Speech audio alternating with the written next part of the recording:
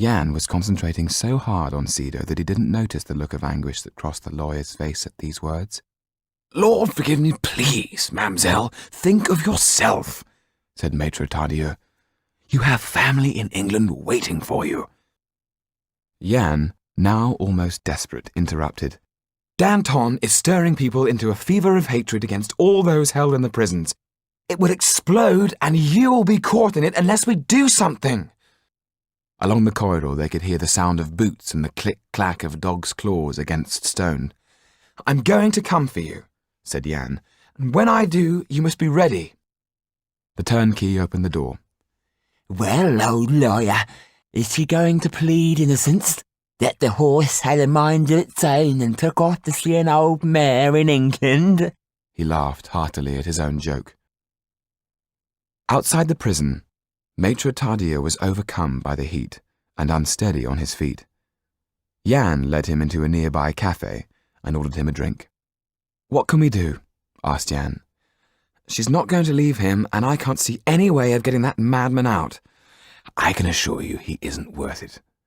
Mademoiselle Sido, though, is a different matter. She has courage and dignity. She is a true de Ville du Val. Takes after her uncle and grandfather." The lawyer picked up his glass and drank. Oh dear.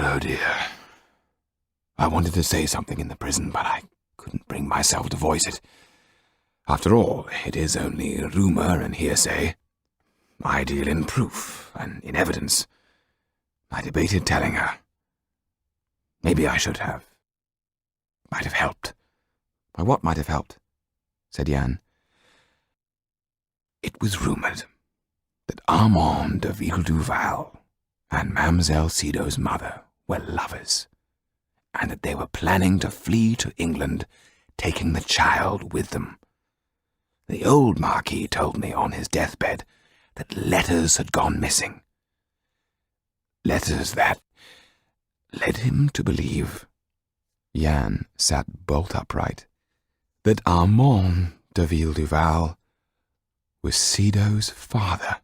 Precisely. Find the letters, and you may well have enough evidence to make her change her mind about leaving the Marquis. For I believe there is blood on those pampered pink hands of his. Where do you think those letters are, sir? Asked Jan. The first place I would look is in Kaliowski's apartment.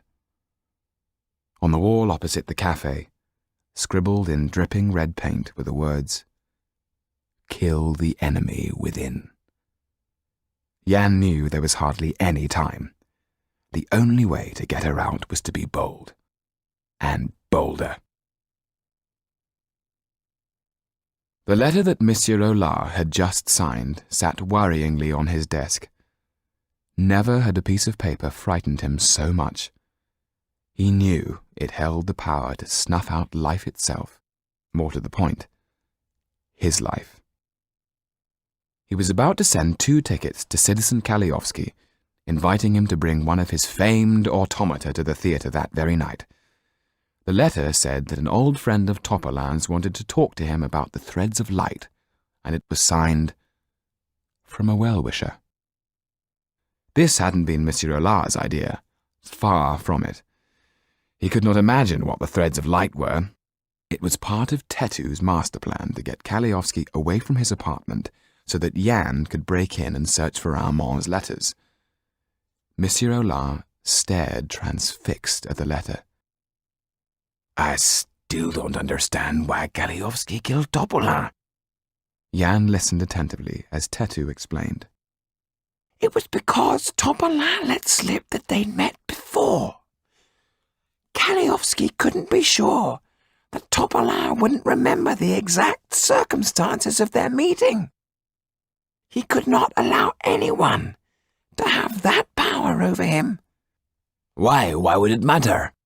Asked the manager.